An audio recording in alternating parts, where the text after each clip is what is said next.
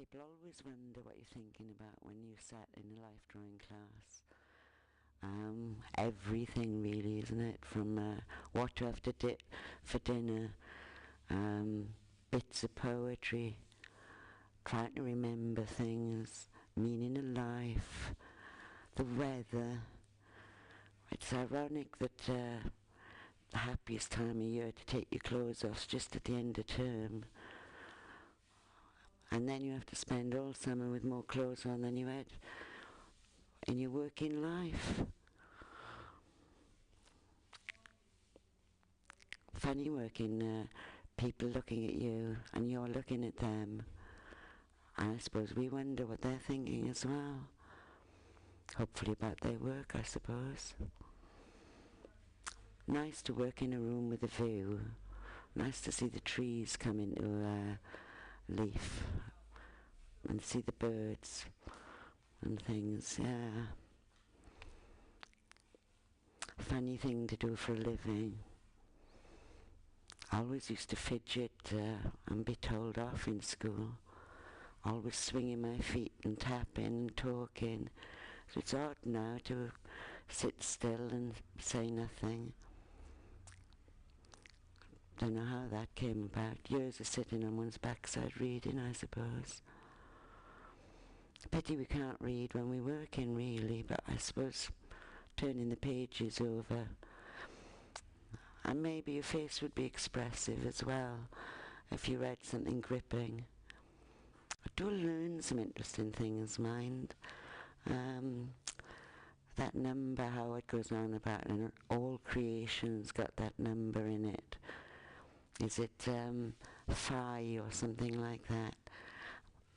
If they'd only taught us that in maths, might have got somewhere with it, might have made it interesting, which they don't seem to have attempted to do at all. Maybe it was just fallow ground in my case. Who's to say? I always preferred the languages. Well, you know what they're for anyway, don't you? Nice when we used to work, a few of us together as well.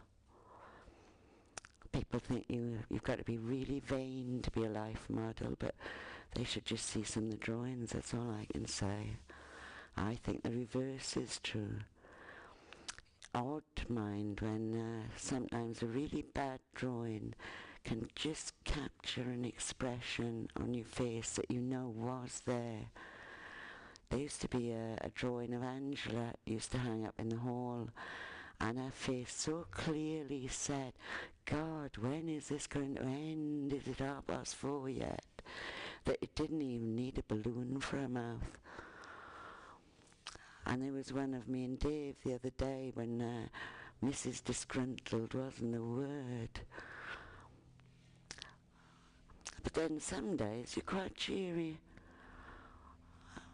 Depends who you're working with, I suppose. And maybe what happens when you get up in the morning. Sometimes things start going wrong as soon as you've got out of bed. Other days they just go swimmingly. There's a woman up the road who's always a life model for years, and she's a reverend in quite an evangelical church. I find that really hard to believe, although I know it's true. My father thought everything was sinful, so maybe that's why I'm a life model. But I'm sure it was the same church as hers.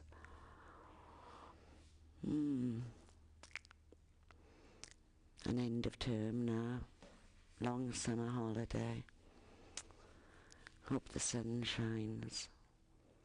And it seems such an immense length of time in end of May. And it goes so quickly, and then you come back down the corridor and it's like you've never been on holiday at all. And you set yourself these goals, I've got all this time, so I'll do this and I'll do that. And then it's the end of the holidays and you've done hardly anything. Problem of being indolent, I suppose. Did manage to paint the kitchen in Easter holidays and dig the garden.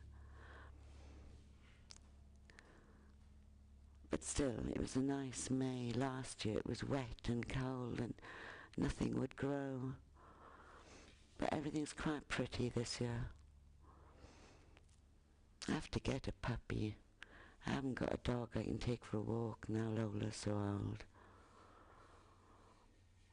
But then the agony of what sort? Whatever turns up, I suppose. But it'd be nice to choose one rather than having landed on one, I suppose.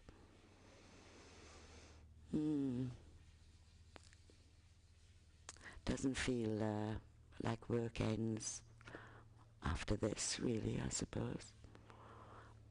I suppose Friday's the official end of term, so never mind, in bed tomorrow morning it'll feel like the end of term, I'm sure. And will almost certainly be raining, life being like that.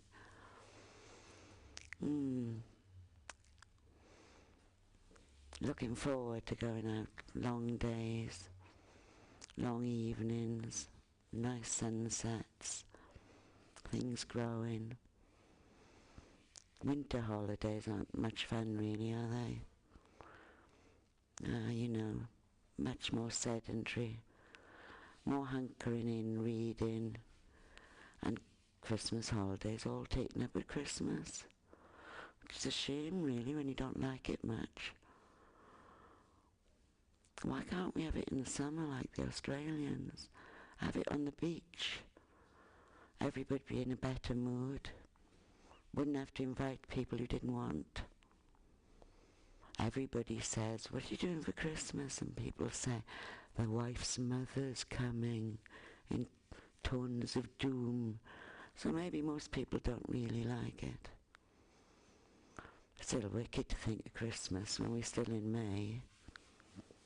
Loads of birthdays coming up. Funny, isn't it? All your mates Geminis must mean something, I suppose, at the end of the day.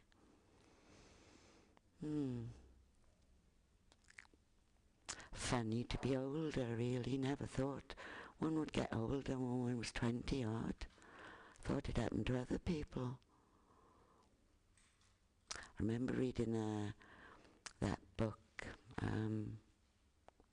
Golden Grove, after the Gerard Manley Hopkins poem, about this really old lady saying how she felt just the same as when she was a young woman or a young girl, except when she tried to get out of her chair and how thwarting it was. And you do feel just the same as you did when you were a kid, really.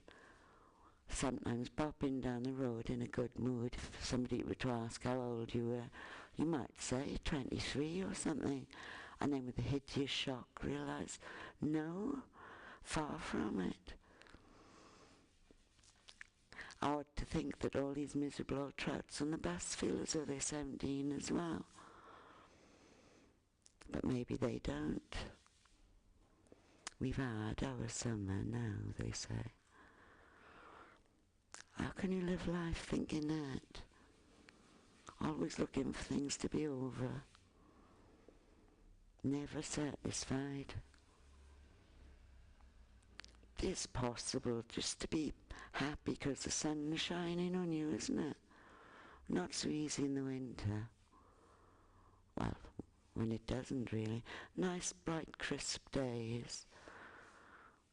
But that nasty mist and fog and the wind moaning in the chimney. Horrid. And bare trees.